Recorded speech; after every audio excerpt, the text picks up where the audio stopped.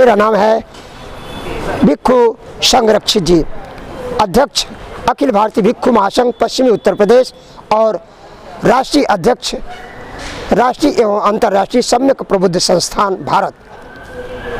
अपनी एजुकेशन और बता दीजिए। और आपके साथ एजुकेशन में मैंने कहा मैं बनारस हिंदू यूनिवर्सिटी से एजुकेटेड हूँ। पूरी एजुकेशन वहाँ से मैंने पीजी करी, वहीं से मैंने ग्रेजुएशन करा, वहीं से मैंने बीएड करा और वहीं से मैंने रिसर्च करा। वर्षावास का समापन हुआ और कठिन चीवरदान का जो है आज चीवरदान भी हुआ। देखा जाए तो आज जो है काफ़ी बड़े प्रोग्राम का आयोजन किया गया और इसके मुख्य आयोजक जो है भिक्खु जो है संरक्षित जी हमारे बीच हैं। आज उन्हीं से जानकारी लेते हैं। बनते जी, सबसे पहले तो हमारे चैनल पे आपका हार्दिक स्वागत है। बहुत बहुत मंगल कामना। उपासक श्रद्धेय जी आज हाँ जी बोलिए। दस्तक के महान सभी चैनलों उपासक के साथ साथ सभी चैनलों का, आप लोगों का, मीडिया के माध्यम के सभी जितने भी लोग हैं, इस हमारे भारत देश के नहीं पूरे विश्व के चौथे स्तंभ माने जाने वाले लोगों का बहुत बहुत मंगल कामना है कि आप लोगों ने इस कार्यक्रम में अपना बड़ा हुई मेहनत और लगन के साथ योगदान दिया है। इसके लिए आप सभी लोगों को बहुत बहुत मंगल कामना। बनते जी, देखा जाए कहीं ना कहीं 5 अक्टूबर से इस देश के अंदर पूरा बवाल मचा हुआ है। 22 प्रतिज्ञाओं को लेके या बौद्ध धर्म से जितने भी संबंधित प्रोग्राम हैं, तमाम जो कथावाचक हैं वो कहीं ना कहीं उल जलूल तरीके के बयान दे रहे हैं, लेकिन आपने उन सब का सामना करते हुए आज का प्रोग्राम का आयोजन किया। क्या कहेंगे इस बात को लेकर? देखिए, बुद्ध ने कहा था आप मुझे न माने और आप उस कार्य को माने या उस चीज़ को माने या उस सत्ता को माने जो सत्यता का प्रचार करता हो। बुद्ध ने एक ऐसा संदेश दिया था जिसे हम मानव का कल्याणकारी संदेश कहते हैं। बुद्ध ने किसी जाति, बुद्ध ने किसी धर्म, बुद्ध ने किसी भी अमानवता का अपमान करते हुए सम्मान नहीं करा था। उन्होंने कहा था जीवन में सबसे बड़ा कार्य है जरापि दुखम, जन्म लेना ही दुख है, मरणमपि दुखम, मरना भी दुख और सत्य है। इसी मार्ग को उन्होंने पूरा जीवन लगा दिया, समाज को नहीं पूरे विश्व को जगाने में। आज उन्हें लाइट ऑफ एशिया के नाम से जाना जाता है।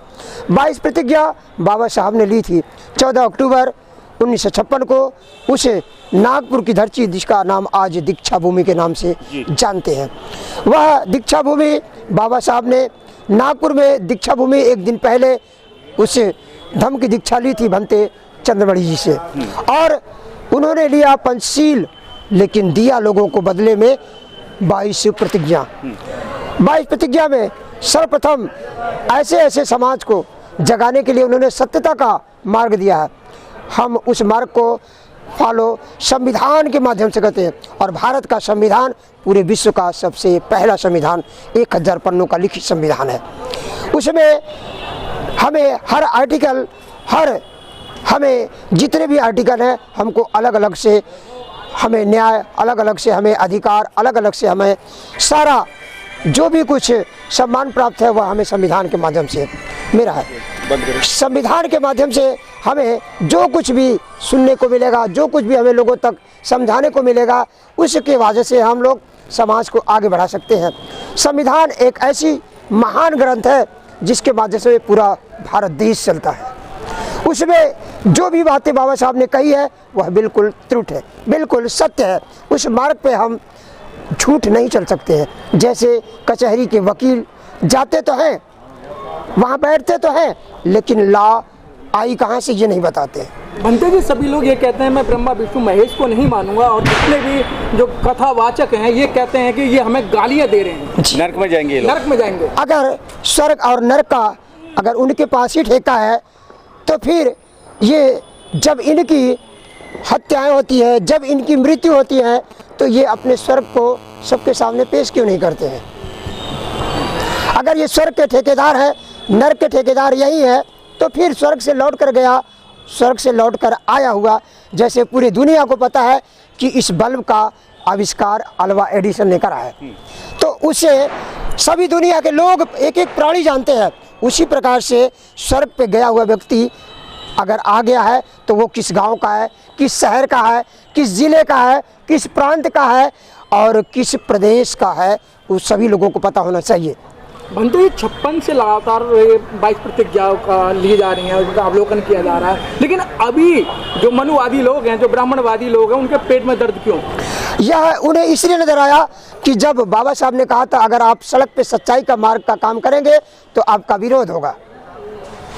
इसी प्रकार से जब आप सत्यता को आप सामने सबको प्रदर्शित कर रहे हैं, लोगों को दिखा रहे हैं कि 22 प्रतिज्ञा एक ऐसी टॉनिक है जिसके पीने से हम मजबूत और स्वस्थ हो जाते हैं, जिसमें सबसे पहला वही सार है जिसको आपने अभी हमारे सामने प्रश्न के रूप में पूछा था कि हम किसी भगवान को गाली नहीं देते हैं, लेकिन हम उसे मानते हैं अगर भगवान है तो बाहर लिखा हुआ है कि मंदिर के बाहर लिखा हुआ है अपने सामान की सुरक्षा स्वयं करें। उसी मंदिर के अंदर लिखा है बिना भगवान के मर्जी से कोई पत्ते भी नहीं हिलते हैं। तो फिर कैमरे लगाने की जरूरत क्या है? कैमरा लगा के ये प्रदर्शित आप क्यों करते हैं कि कैमरा भगवान को बचाता है? आप लिखते हैं आप कैमरे की नज़र में हैं, क्यों लिखते हैं? फिर तो जब पूरा मर्जी जितना चल रही है, भगवान की मर्जी से पत्ते हिलते हैं तो चोरी भी तो। बनता ये आज का ही दिन आपने क्यों रखा ये? हमने आज का दिन इसलिए रखा था, हमने आपसे अभी मंच में कुछ बताया था कि आज लोग धन ले तो लेते हैं लेकिन धन देने नहीं चाहते हैं। एक उन्हीं का वेद है, वेद के अनुच्छेद में लिखा है, उनके वेद के अनुसरण में लिखा है ना शूद्रेपि किम धन संचय। अगर आप शूद्र हैं तो धन रखना पाप है, इसलिए आपको आज धन नहीं रखना है, इसलिए आपको धनतेरस का कार्य किया जाएगा। आप धन नहीं रख सकते हैं, धन आप दे सकते हैं, जितना आप कमाइए उन्हें ले जा करके लुटाइए। इसलिए उनके नाम के पहले लिखा हुआ है बनिए। क्या लिखा है? बनिए। और आपको कहा दिया या आप बिगड़िए। पूरे महीने का आप पैसा इकट्ठा करिए और आज दिवाली में अपना दिवाला बिगाड़ लीजिए। बनते जी, आखिर में चलते चलते इस देश के लोगों को अगर बुद्धिज्म के मार्ग पे लाना है, अम्बेडकरवाद के मार्ग पे लाना है, तो क्या संदेश देना चाहेंगे? सबसे पहला लोगों को शिक्षा, आप लोगों को शिक्षित करिए। अब जब आप शिक्षित करेंगे, इसलिए सबसे पहले प्रहार आपको किया जाता है, तो शिक्षा पर प्रहार किया जाता है। कोरोना एक माध्यम बना और उस माध्यम की वजह से आपको रोका गया, तो सबसे पहले क्या बंद करा? विद्यालय, स्कूल बंद करे गए, शिक्षा बंद किए गए। अब शिक्षा आपको महंगी क्यों करी जा रही? क्योंकि आप शिक्षा से दूर हो जाएं। अब दूर रह करके आप शिक्षा के प्रभाव से आप अप्रभावित हो जाएंगे, जिससे आप उनसे कोई प्रश्न, क्योंकि शिक्षा सवाल की जननी है।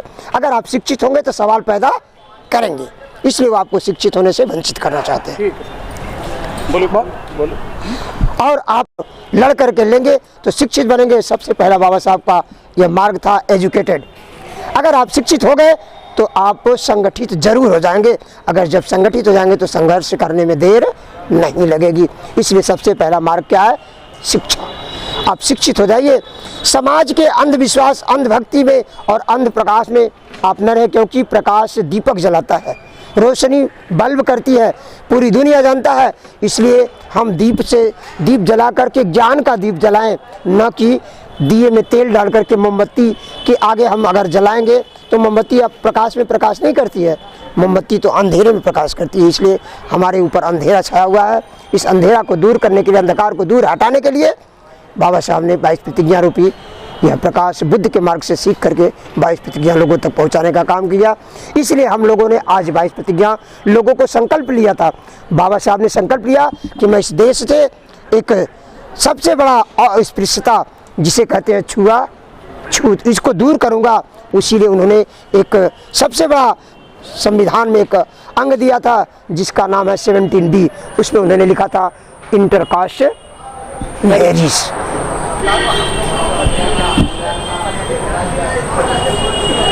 ठीक है। इसलिए हम आपके चैनल के सभी उपासक और उपासिकाओं को आज के इस कार्यक्रम वर्षावास समापन एवं कठिन चीवरदान में आप सभी लोगों का यह समय और यह आप लोगों का मेहनत और परिश्रम देने के लिए बहुत बहुत मंगल कामना करते हैं। हम दुनिया के लोगों को आज जब बाहर जाते हैं तो बुद्ध की प्रतिमा क्यों देते हैं? बुद्ध को क्यों बताते हैं कि हम बुद्ध की नगरी से आए हैं? अगर आपको पता है कि भगवान अगर साक्ष्य, सब कुछ साक्ष्य है, तो आप कभी जाइए। देश का फर्स्ट पर्सन क्या है? राष्ट्रपति। देश का पहला व्यक्ति कौन है? देश का पहला नागरिक कौन है? राष्ट्रपति है ना। राष्ट्रपति जहाँ बैठता है, राष्ट्रपति भवन है, उस भवन के ऊपर आपने देखा क्या निशान है? अशोक स्तंभ। धम्म चक्र अशोक स्तंभ है ना। अगर देश में अगर कोई महान है तो कौन है? धम्म है। आपके नोटों पर प्रतिचिन्ह है तो क्या है? सम्राट अशोक का चिन्ह। अगर आपके चिन्ह नोट से हटा दिया जाए तो आपके नोट की कोई वैल्यू नहीं रहेगी। सर्वप्रथम इस नोट के लिए काम करा है अगर इकोनॉमिक से कोई काम करा तो किसने करा है? बाबा साहब ने करा। सर्वप्रथम उन्होंने आर्थिक स्थिति पर हमारे मजबूती का काम करने के लिए उन्होंने इकोनॉमिक्स पे PhD 3 बार करी, क्योंकि हमारा आर्थिक स्थिति बहुत ही कमज़ोर था।